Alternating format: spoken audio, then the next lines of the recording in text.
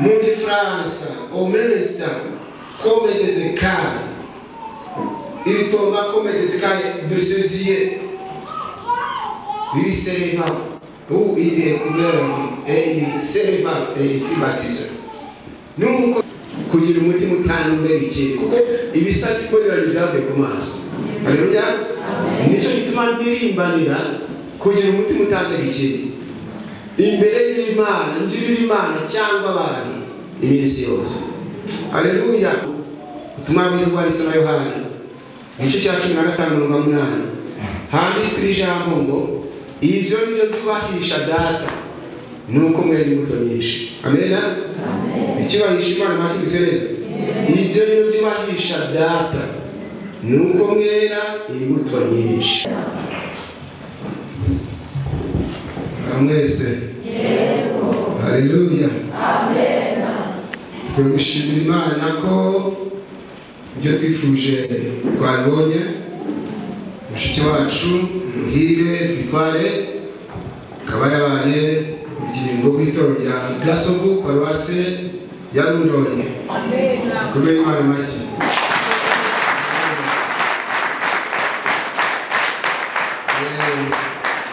Abashyitsi nyine birumvikana ntibamenyere ikinyarwanda cyacu ariko baragerageza gukurikira. Amen. Jewe nk'abasigaye yanyu nitwa Yakabumbye Etienne. Je m'appelle Etienne Yakabumbye. Kandi ni pastor. Nkarongore Imana nyine nuko w'Imana muri paruwasi yacu ya Rundoye mfatanije n'umushumba w'itorero mukuru mu itorero rya Gasovu wamaze kubibwira ko yitwa Nsengimana Theogene. Amen. Amen. Haleluya. Amen. Rero ndubatse mfite umufasha n'umudamu wanjye ndatekereza ko mwamubonye n'abana batandatu. Ndagira ngo rero tudatinze dusome ijambo ry'Imana mu gitabo cy'Ibyakozwe n'Intumwa igice cya 9 Actes des Apôtres chapitre 9 verset 17. Acts chapter 9 verset 17. Rero mu Byakozwe n'Intumwa turasoma igice cya 9 umurongo wa 17 dusome n'uwa 18. Amen. Amen. Byakozwe n'Intumwa igice cya 9 turasoma umurongo wa 17 dusome n'umurongo wa 18 hanyuma Imana dushakaho mu mwanya utari munini. Amen. Amen. Handitswe ijambo ngo Ananiya aragenda yinjira mu nzu amurambika ibiganza aramubwira ati Sawuli mwene data Umwami Yesu wakubonekere mu nzira waturutsemo arantumye ngo umuke wuzuze umwuka wera. Umurongo wa 18 uwo mwanya ibisa n'imboneranye bimuva ku maso arahumuka arahaguruka arabatizwa. Haleluya. Amen. Ni amagambo ngira ngo tuganireho maze twumve gushaka kw'Imana. Dusome ijambo ry'Imana. Ngo Ananiya aragenda yinjira mu nzu amurambika ibiganza. We yarambitse ibiganza n'inde ni Sawuli ariwe waje kwitwa Pawulo. Amen. Amen. Ananiya aragenda yinjira mu nzu amurambika ibiganza aramubwira ati Sawuli mwene data Umwami Yesu wakonekere mu nzu waturutsemo arantumye ngo uhumuke wuzuzwe umwuka wera. Ku murongo wa 18 ngo uwo mwanya ibisa n'imboneranye bimuva ku maso. Uwo mwanya ibisa n'imboneranye. Amen. Amen. Mu Gifaransa ngo au moment Au même instant, comme des écailles, il tomba à ses yeux comme des écailles, et il découvra la vie, et il s'éleva et il fit baptiser. Mon France, au même instant, comme des écailles, il tomba comme des écailles de ses yeux. Il s'éleva, où il découvra la vie, et il s'éleva et il fit baptiser. Nous bisobanuye ngo rero ibyanyu bisa nk'imboreranye byari ku maso ya Sawuli bimupfaho biragwa ukurikije igifaransa. Au même instant, il tomba comme des écailles de ses yeux. Byari bimeze nk'imboreranye biva ku maso ye. Et il découvra la vie, et il s'éleva et il fit baptiser. Arahaguruka arabatizwa. Amen. Amen. Iri jambo rya ngo turiganireho gatoya ngo Ananiya aragenda yinjira mu nzu. Ananiya arasubira et lorsqu'il fit arriver dans la maison, il imposa les mains à Saul en disant: Saul, mon frère, le Seigneur Jésus qui t'est apparu sur le chemin par lequel tu venais m'a envoyé pour que tu découvres la vie et que tu sois rempli du Saint-Esprit. Nuko bisobanuye Ananiya arasohoka yinjira mu nzu arambika ibiganza ku maso ye. Amen. Amen. Ati Sawuli, haleluya, mwene data, ati Mwami Yesu wakubonekera mu nzira tutsemo, aramye ngo uhumuke wuzuze Umwuka Wera. Uyu munsi wa none Imana irashaka ko abantu bahumuka bakuzuzwa Umwuka Wera. Ntabwo ishaka abantu buzura irari, ntishaka abantu buzura ishyari, ntishaka abantu buzura ubwicanyi, buzura inzangano. Ishaka ko abantu bahumuka bakuzura Umwuka Wera. Kandi ikitonde, Ananiya atararambika ibiganza kuri Sawuli, amaso ya Sawuli agihumye. Gusa bashyitsi kubera umwanya dufite, hari icyo ntavuze. Iyo nganiriza abantu ijambo ry'Imana, ntabwo umwanya munini cyane wo kubahanga amaso, nubwo nyine nshishamo mpari uko bakurikira, ariko umwanya munini ntabwo wo kubahanga amaso. Iyo nganiriza abantu ijambo ry'Imana, mbaganiriza nsenga Imana, nyigisha inama, nteze Imana, kugira ngo barusheho gusobanukirwa neza iri jambo. Nongereho iki? Niyo mpamvu mushobora kubona mbabwira ntarambuye Bibiliya, kubera ko ni impano y'Imana, Imana yampaye. Amen. Amen. Kandi igihe mwumva mvuga nti mu Gifaransa, wenda no mu Cyongereza byakunda, no mu rundi rurimi, no mu Giswahili. Amen. Amen. Ntawe nagiye kubyiga, ariko hari Imana ishobora byose. Imana ishobora byose. Imana ishobora byose. Niyo yabikoze ko yabonaga ko n'uyu munsi wa none tuba turi kumwe n'abashyitsi nka Bwitware utamenyera Ikinyarwanda, nawe nibura n'abashyitsi n'abagakurikira. Amen. Amen. Haleluya. Amen. Gusa ni Imana yabyikoreye, ibikorera mu izina ryayo hamwe icyubahiro. Kandi nabi bityo rero kandi bifite gato, ndifuza ko buri wese amenya ko Imana ishaka ko amaso yahumuka akuzuza Umwuka Wera. Amen. Kandi amaso atarahumuka ya Sawuli ntabwo yarazi agaciro ko kubatizwa. Manywa neza, yamenye agaciro k'umubatizo ngo ibisa n'imboneranye bimaze kuva ku maso ye. Amen. Ibisa n'imboneranye bikiri ku maso y'umuntu, bikiri ku maso y'umugabo n'umugore, bikiri ku maso y'umukobwa n'umusore, ntashobora kumenya agaciro ko gukizwa, ntiyamenya agaciro ko kubatizwa, ahubwo abona ari imikino, abona ari ukubura ubwenge. Ariko biterwa n'ibisa n'imboneranye biri ku maso ye, ariko bivuyeho. Amen. Iyo ibisa n'imboneranye byavuye ku maso y'umuntu, nibwo amenya agaciro ko kwakira Yesu, akamenya agaciro ko kubaha Imana. Amen. Nibwo usanga kandi si byo gusa. Haleluya.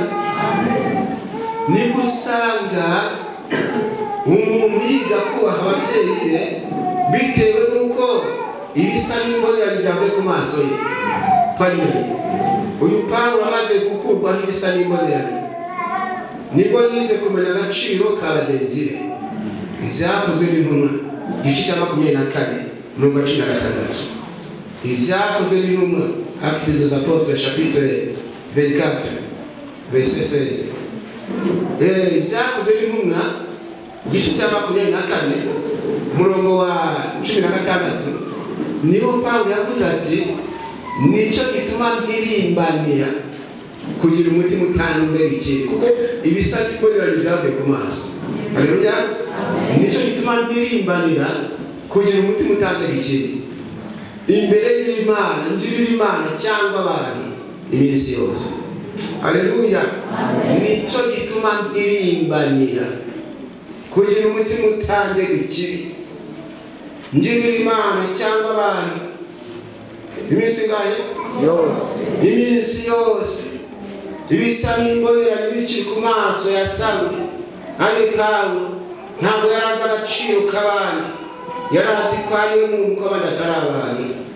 Ariko ibisa n'imboneranye bimaze kuva ku maso ye aravuga ati nico gituma mpirimbanira kugira umutima utanumbe ikindi ngirira Imana cyangwa abantu iminsi yose.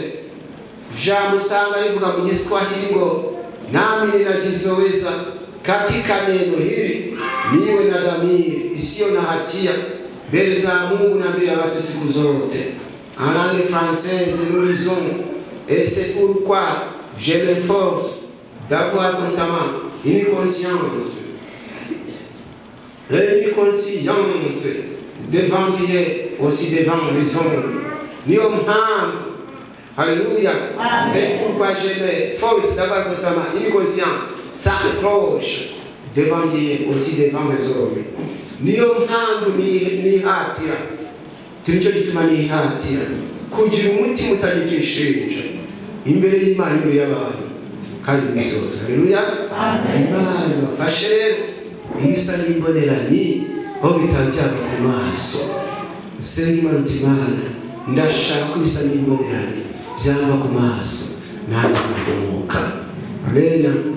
Kitoderwa rero nyuma yo kubatizwa Yesu imbuto zikwiriye abihanye. Haleluya. Ibisa n'imboneranye bimaze kuva ku maso ya Sawuli Yesu imbuto zikwiriye abihanye. Kandi kuko nawe Yohana umubatiza yabatije niko yababwiye. Matayo igice cya 3 umurongo wa 8 navuga ati nuko mwere imbuto zikwiriye abihanye. Igaragara muri batwamaze kugwa ibisa n'imboneranye tugomba kugira itandukaniro hagati yacu n'abapagani.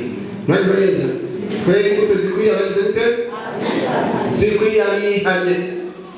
Imana dufashe cyane kandi twese imbuto zikwiriye abihanye duheshe Imana icyubahiro. Haleluya. Abangira ngo nibura babwira amagambo abiri dusenge Imana. Yohana 15 umurongo wa 8 turebe uburyo kwera imbuto guhesha Imana icyubahiro. Nyuma nitumara kubireba hanyuma amena turaza kwanzura dusenge Imana. Yohana igice cya 15 umurongo wa 8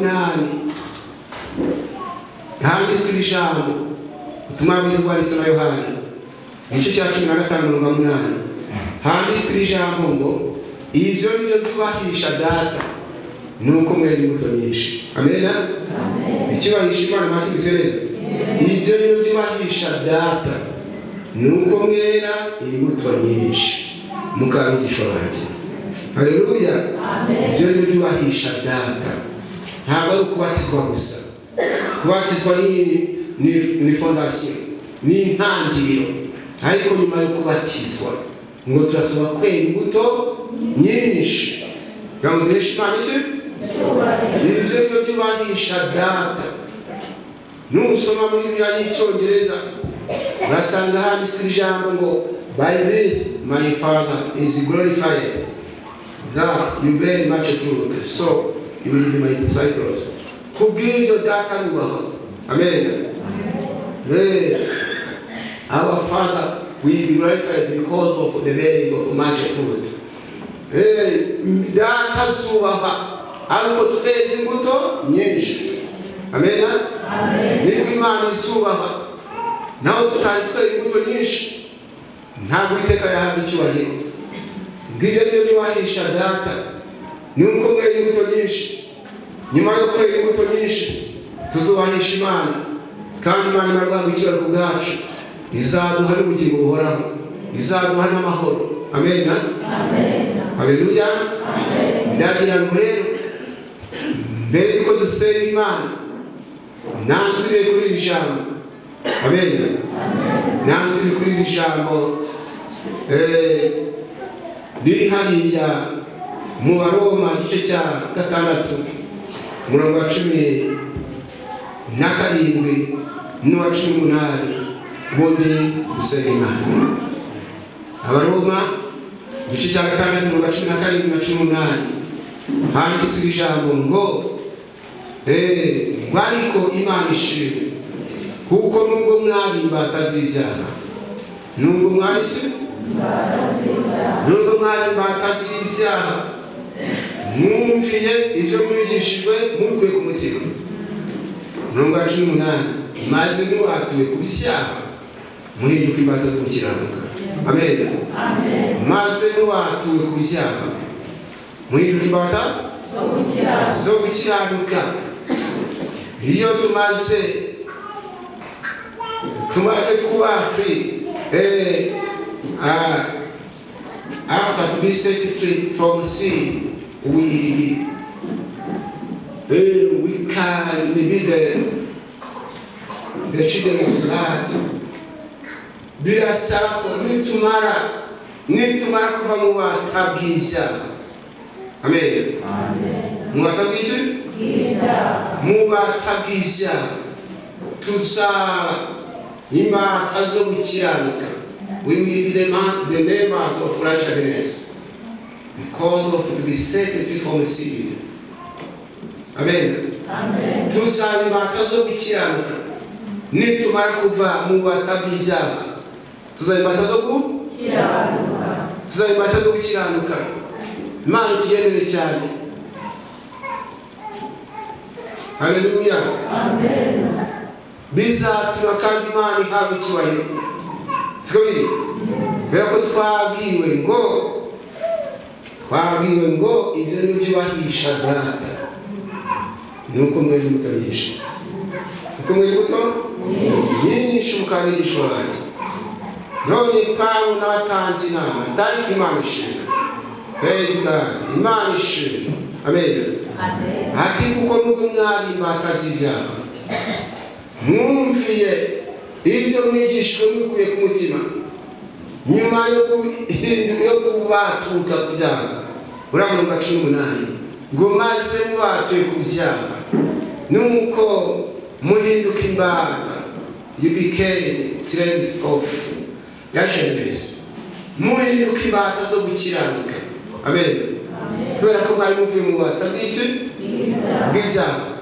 Uyu munsi wa none rero Imana irashaka ko njye nawe tuzakomezwa mu bata bw'ibyaha, ahubwo ko tuba imbata zo gukiranuka. Nuko ndumva tujya gusenga Imana. Kubera Imana ibatura abakiri mu bwubata. Amen. Bari imbata zo gukiranuka. Mbese n'ibyo mwumva nawe bisa n'imboneranye bimubuza gutera imbere, amaso y'agahuma ntabwo agaciro ko gukizwa. Wasomye ijambo ngo Ananiya aragenda yinjira mu nzu arambika ibiganza kuri Sawuli arambwira ati Sawuli wewe data, ati Umwami Yesu akomeje kuzaturutseho arambwira ngo umuke wuzuye Umwuka Wera. Amen. Umuke wuzuye Umwuka Wera. Nous avons mis en langue française. Ananias se retire. Et lorsqu'il fit arriver dans la maison, il a posé à sort en disant: Sors mon frère, le Seigneur Jésus qui t'est apparu sur le chemin par lequel tu venais m'a envoyé pour que tu découvres la vie et que tu sois rempli du Saint-Esprit. Aujourd'hui, le Seigneur veut que nos yeux soient ouverts Après cela, nous serons remplis du Saint-Esprit. Amen. Abifuza gusenga Imana. Nabyo dusenga Imana. Iyo dusenga Imana kugira natwe ibisa n'Imana nikuri ku maso. N'indumva yasengera. Bari mu mwanya we. Kwinginga Imana ikikora imitima yacu bari bisa n'Imana ku maso yacu. Natwe tubashe guhesha Imana icyubahiro. N'indumva akeneye kuva mu bubata bw'ibyaha. Kayibata gukiranuka. Kava mu bubata bw'ubusambanyi, mu bubata bw'ubujura, mu bubata bw'ishyari. Kayibata gukiranuka. Reka dusabe umushumba azasenga Imana. Azasenga Imana. Kandi dukomeze kuba ku mitima y'abantu bayo. Maze bishoboka Uwiteka agira icyo akora ku mitima y'abaja bayo n'abagaragu bayo. Uwiteka abane natwe. Reka dusenga Imana. Data wa twese nyir'ibihe byose utegeka byose ukunda abantu turagushimiye. Wowe wadukunze cyane. Urukundo rwawe rwatugutanga umwana wawe w'ikinege kugira ngo umwiza wese ataribuka guhabwa ubugingo buhoraho. Muri urwo rwego Pawulo wari uhumye cyangwa se Sawuli wari uhumye wamutumye w'intumwa kugira ngo ahumuke yuzuze umwuka wera. Uyu mwanya natwe kubera ko twavukiye mu byaha bisa hari ibyo kuduhumisha gatuma dukurikira ibitagira umumaro, ariko uyu mwanya ijambo ryawe riratugurikiye. Turashaka ko watubatura mu bubata bw'ibyaha, maze ukaduha imbaraga zo kugukorera no kugendana nawe tuguhesha icyubahiro aho tunyuze hose mu mikorere yacu yose. Ubugingo bwacu turabukubikije n'ube mu biganza byawe, kandi ingeso wamuri yatwanduje amaraso ya Yesu azwuhagire kugira ngo duhinduke ibyaremwe bishya, maze twere imbuto zikwiriye abihanye kuko ibyo ari byo bikubahisha. Tubisabye Imana mu izina rya Yesu Kristo, Umwana n'Umukiza wacu. Amen.